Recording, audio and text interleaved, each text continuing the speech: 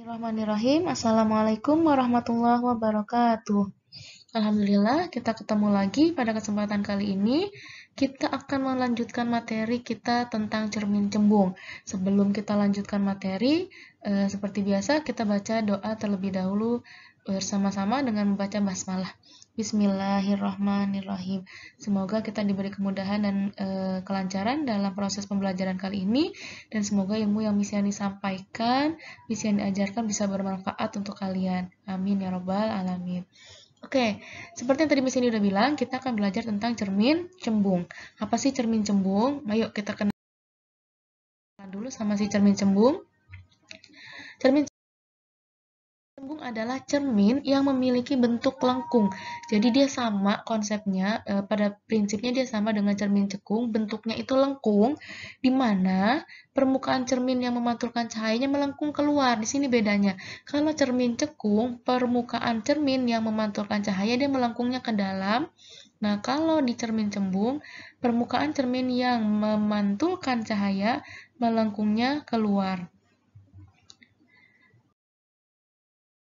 Nah, cermin cembung ini punya banyak manfaatnya ya. Ada beberapa yang bisa ditampilkan di sini yang cukup familiar dalam kehidupan sehari-hari yang kamu sering jumpai. Pertama adalah cermin cembung ini dimanfaatkan pada spion mobil ya. Jadi spion mobil kita itu pakai cermin cembung. Kemudian penerapan yang kedua itu pada spion motor ya. Spion motor, kemudian contoh manfaat yang ketiganya itu adalah cermin cembung ini dimanfaatkan pada kaca atau cermin di perempatan atau pertigaan yang sangat tajam. Jadi di belokan-belokan yang memang ekstrim, yang tajam ya, yang perlu yang rawan kecelakaan gitu ya. Ini beberapa contoh manfaat cermin cembung. Berikutnya sifat cermin cembung. Cermin cembung memiliki sifat divergen. Kalau kemarin kita sudah belajar cermin cekung, dia sifatnya konvergen, artinya mengumpulkan. Konvergen tuh berarti si cermin cekungnya dia mengumpulkan. Kalau si cermin cembung, sifatnya adalah divergen, artinya dia menyebarkan cahaya. Kalau kemarin konvergen mengumpulkan cahaya, kalau sekarang divergen dia menyebarkan cahaya. Kenapa? Karena berkas cahaya yang datang dan mengenai permukaan cermin cembung akan dipantulkan kembali dari satu titik dan menyebar. Intinya dia menyebarkan cahaya ya. Jadi cahaya yang datang akan dipantulkan kembali dari satu titik dan menyebar. Next, sinar istimewa pada cermin cembung. Sama seperti cermin cekung, cermin cembung juga punya sinar-sinar istimewa. Ada 3. Yang pertama, sinar datang yang sejajar sumbu utama akan dipantulkan seolah-olah dari fokus. Ya, kenapa seolah-olah? Karena di sini berbeda dengan cermin cekung. Kalau cermin cekung kan ruang 1, ruang 2, ruang 3-nya ada di depan ya. Fokus sama pusat kelengkungannya ada di depan cermin kemarin di gambarnya. Kalau di cermin cembung, jadi fokus sama pusat kelengkungannya ada di belakang cermin. Jadi ruang 1, ruang 2, ruang 3-nya ada di belakang cermin. Kalian bisa lihat di gambar ya. Jadi si ruang 1, ruang 2, ruang 3-nya itu tidak lagi di depan seperti di cermin cekung, tapi dia ada di belakang ya, ada di belakang. Nah, ini di sini nih.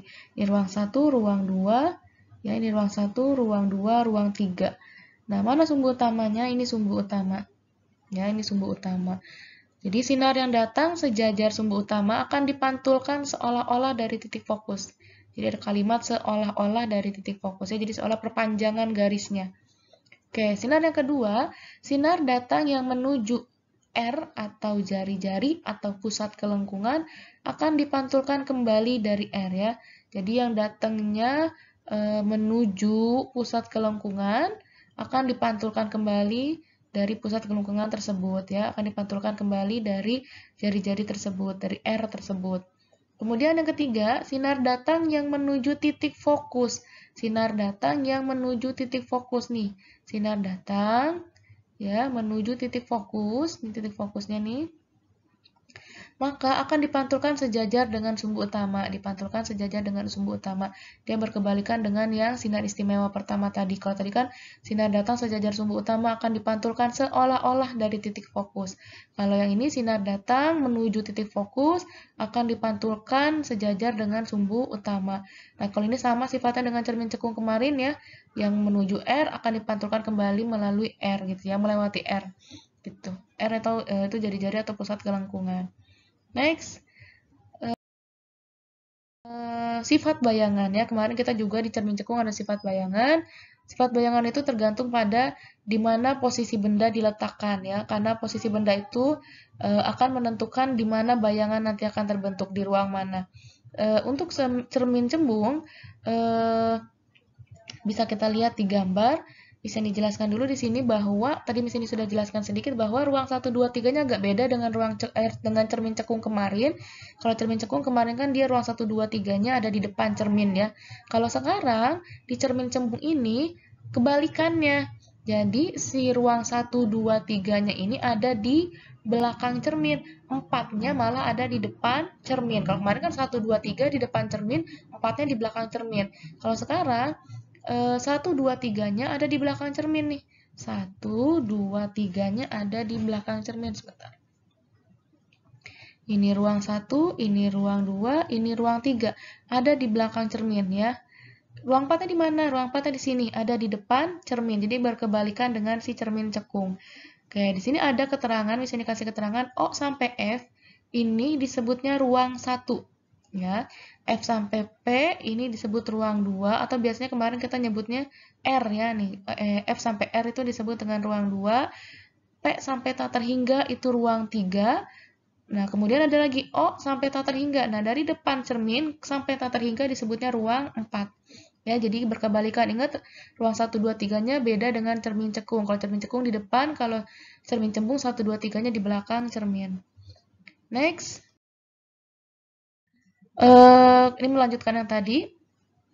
Di sini ada SU adalah sumbu utama, nih ya sumbu utamanya. Kemudian P-nya adalah titik pusat kelengkungan. Ini sumbu utama, ini titik pusat kelengkungan. Ini F adalah fokus ya, titik fokus cermin. O adalah titik pusat optik. Di sini nih O titik pusat optik. R adalah jari-jari cermin. R adalah jari-jari cermin, P tadi titik pusat kelengkungan, F adalah jarak titik fokus cermin. Jadi ini jarak titik fokus, ini jarak jari-jari. Ingat, fokus itu adalah setengah dari jari-jari ya. Ini setengah dari jari-jari. Nah, kalau jari-jari berarti sama dengan 2 kali fokus ya. Itu harus diingat. Next.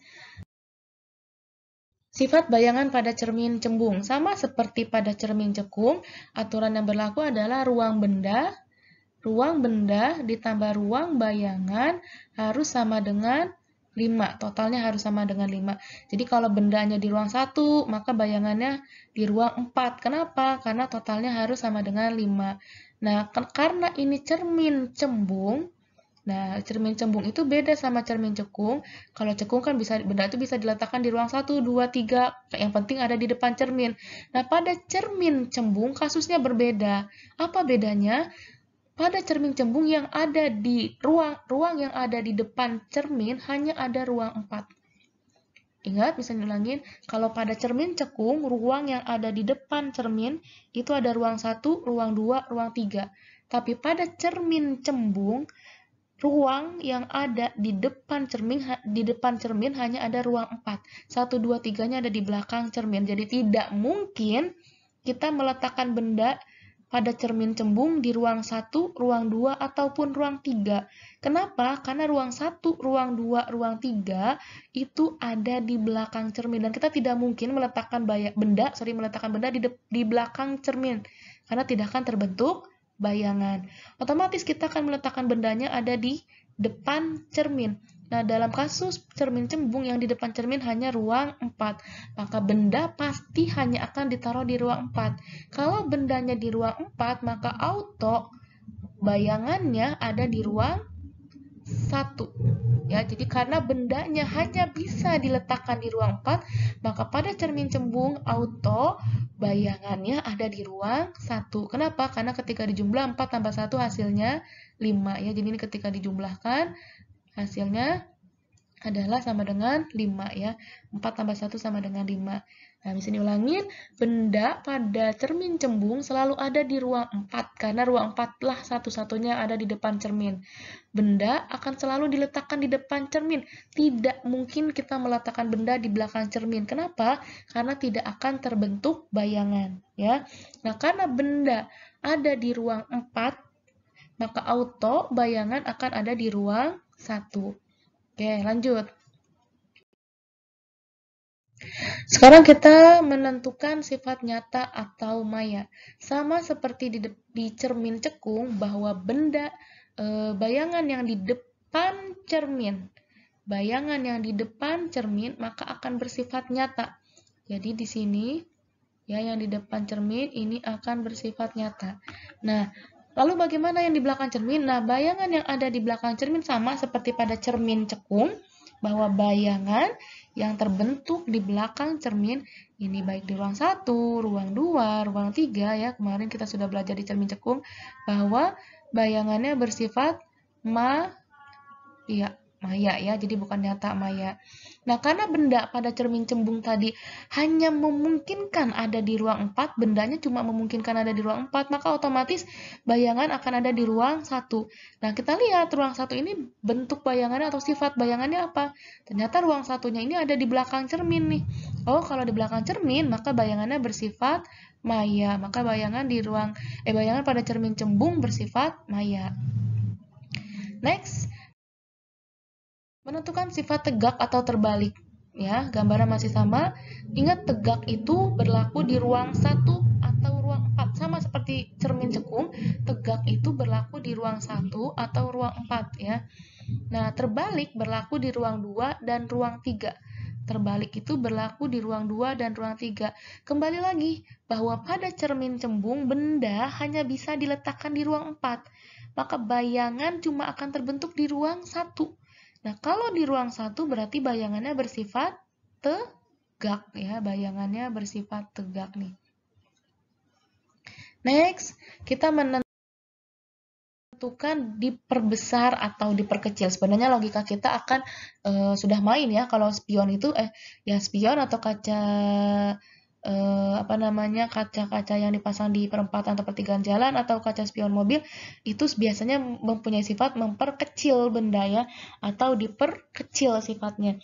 Tapi kita pelajari di sini konsepnya ya. Jadi benda itu akan diperbesar jika bayangan bendanya, bayangan yang terbentuk jika ruangan bayangannya lebih besar dari ruangan benda, atau akan diperkecil jika ruang bayangan lebih kecil dari ruang benda. Kemarin misalnya nyontohinnya, misalnya benda di ruang 1, bayangan di ruang 4.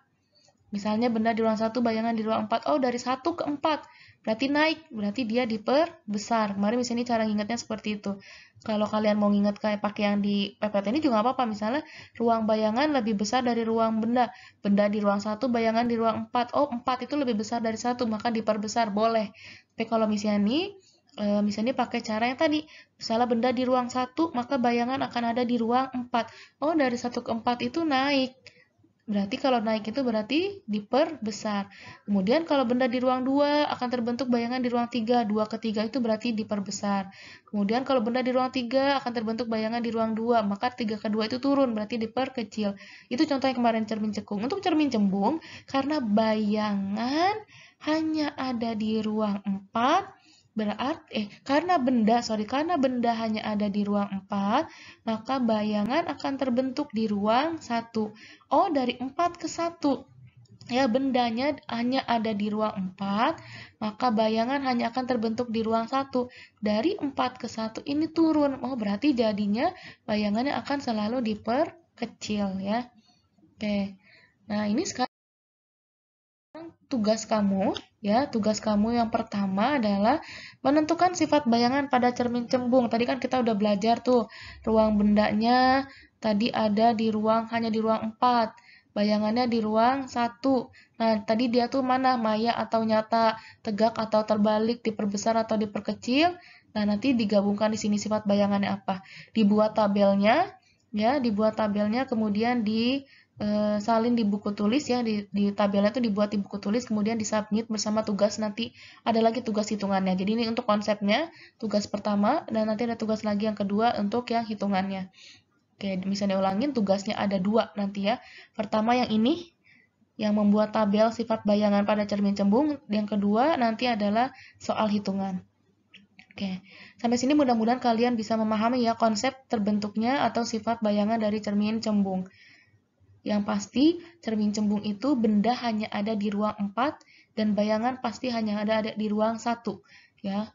Ruang 4-nya, nah, posisi ruang 1, 2, 3-nya ini berkebalikan dengan ruang pada cermin cekung. Kalau cermin cekung 1, 2, 3-nya ada di depan cermin. Kalau cermin cembung 1, 2, 3-nya ada di belakang cermin. Ruang 4-nya kalau di cermin cekung ada di belakang. Yang di belakang cermin itu ruang 4 kalau pada cermin cekung kemarin. Nah, kalau pada cermin cembung sekarang justru ruang 4-nya yang pindah ke depan, yang ada di depan. Itu harus konsep yang harus kamu ingat supaya nanti bisa lebih memahami ketika diminta menentukan sifat bayangan. Lanjut, yang kedua kita masuk ke rumus ya. Kita masuk ke rumus cermin cembung. Rumus cermin cembung pada dasarnya mirip ya, mirip similar with rumus yang ada pada cermin cekung kemarin ya. Rumus atau persamaan cermin cembung bisa diulangi sekali lagi, mirip cermin cekung. Kenapa misalnya dibilang mirip? Karena tidak sama persis. Jadi dia ada sedikit perbedaan. Apa perbedaannya? Perbedaannya terletak pada nilai fokusnya. Kalau pada cermin cekung semua bernilai positif. Ya, fokusnya positif ya. Tapi ketika pada cermin cembung fokusnya bernilai negatif. Itulah kenapa cermin cembung disebut dengan cermin negatif. Karena fokusnya negatif ya. Diulangi sekali lagi, cermin cekung semuanya positif ya, fokusnya positif. Tapi ketika di cermin cembung fokusnya bernilai negatif. Jadi nanti ketika misalnya berjarak dengan titik fokus 5 cm, jangan lupa 5 cm-nya ditambahin tanda minus. Kenapa? Karena titik fokus pada cermin cembung bernilai negatif ya.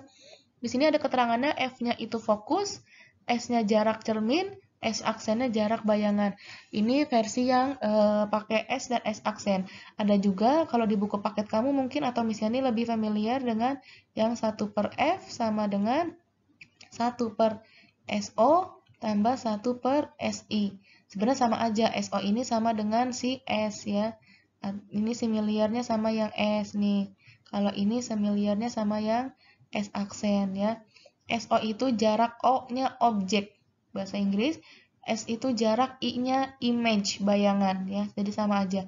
Di sini S, di sini SO, di sini S aksen, di sini SI. Jadi nggak usah bingung. Terserah kalian lebih sukanya pakai yang mana. Yang perlu diingat adalah bahwa fokusnya bernilai negatif.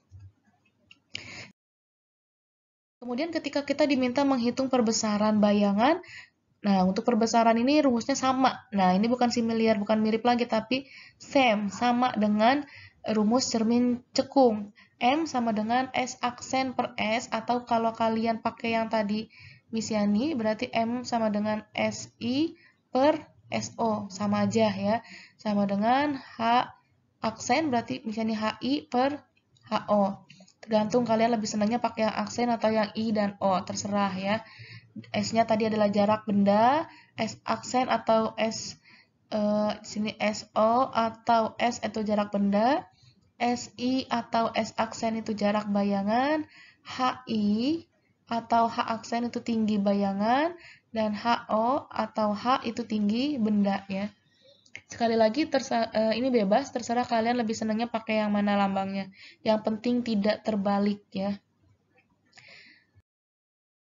Oke, kita masuk ke contoh soal. Tolong diperhatikan baik-baik ya. Dipahami dengan sungguh-sungguh.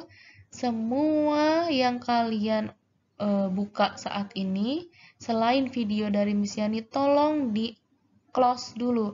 Baik itu aplikasi pemutar lagu ya, maupun pemutar video yang lainnya, yang bersifat online mungkin, atau misalnya game sekalian, tolong di close dulu, fokusnya silahkan alihkan ke video ini dulu ya, kita fokus dulu. Karena fokus aja kalian belum tentu bisa langsung memahami, apalagi kalian tidak fokus. Oke, lanjut ke contoh soal. Di sini Miss Yani punya contoh soal, bunyinya di depan cermin cembung. Cermin cembungnya ini berjari-jari 8 cm. Oh, jari-jari. Jari-jari itu tadi lambangnya adalah R, karena sama dengan pusat kelengkungan. Jari-jarinya 8 cm.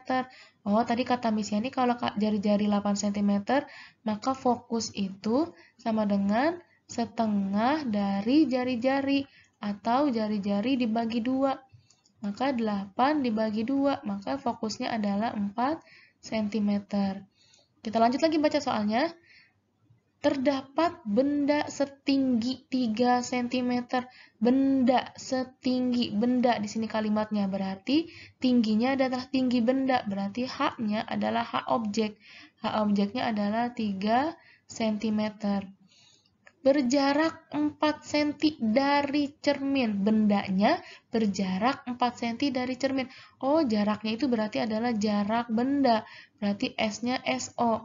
SO-nya itu tadi nilainya adalah 4 cm.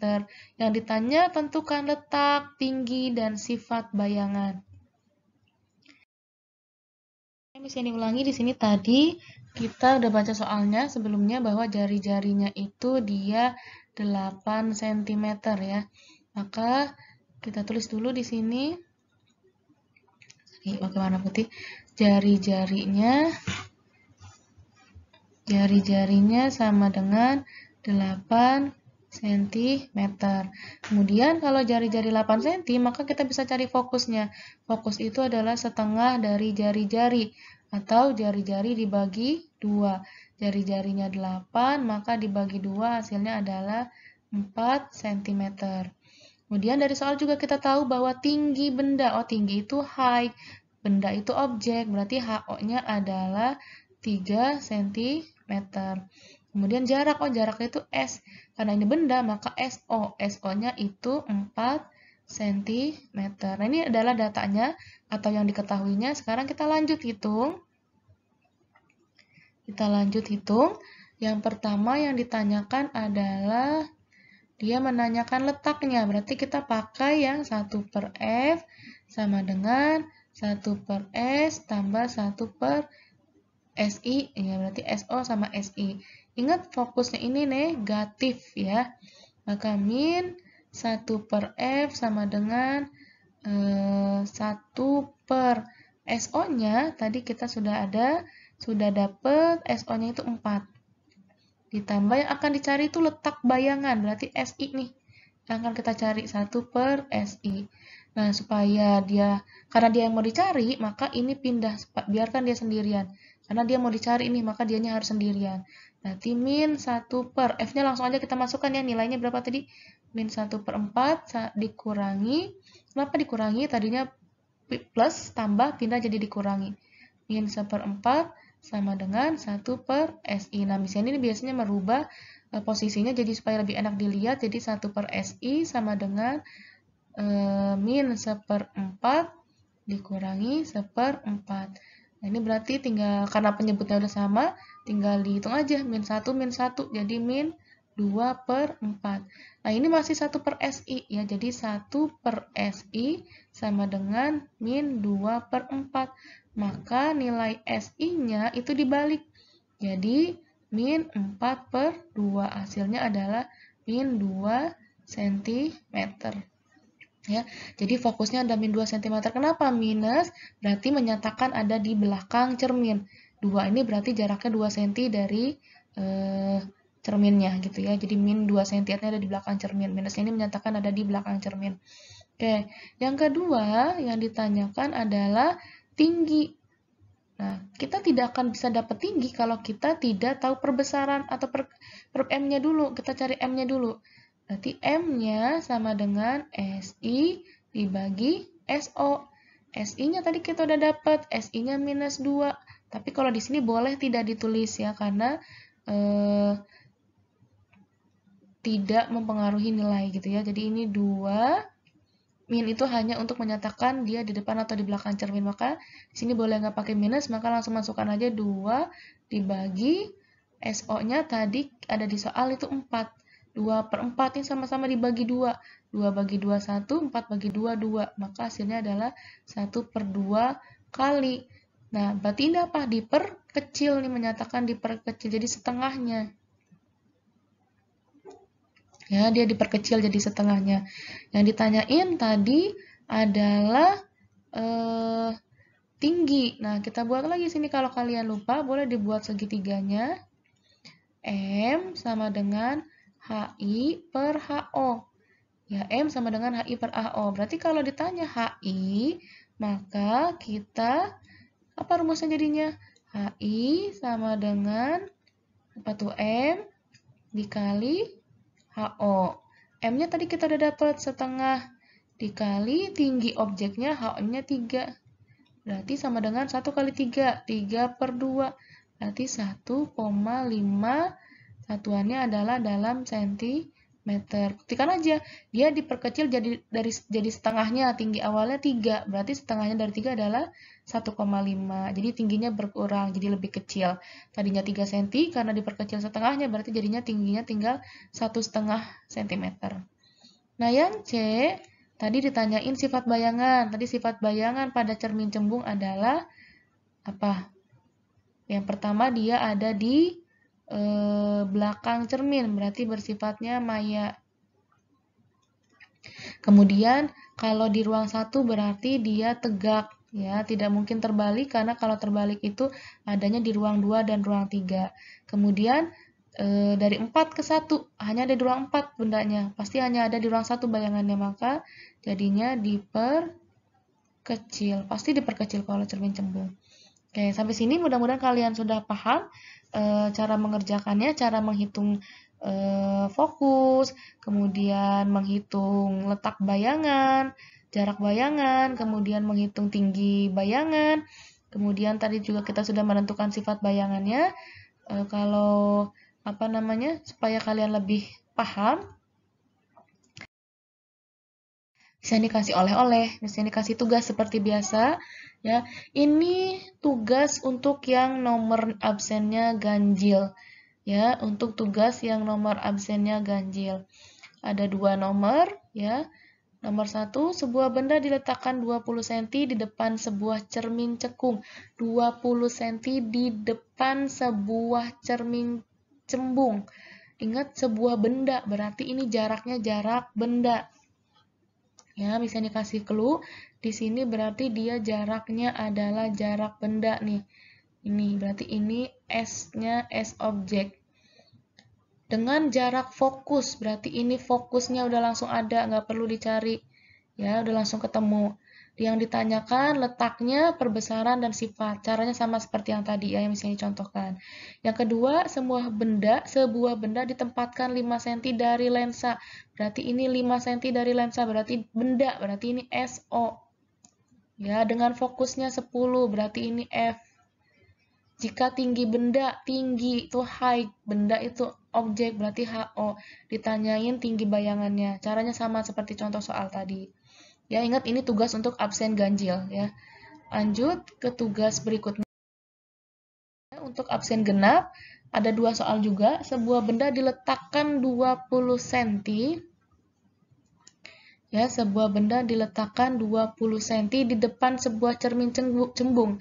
Berarti ini S objek, karena ini benda ya. Kemudian dengan jarak fokus, berarti ini F-nya.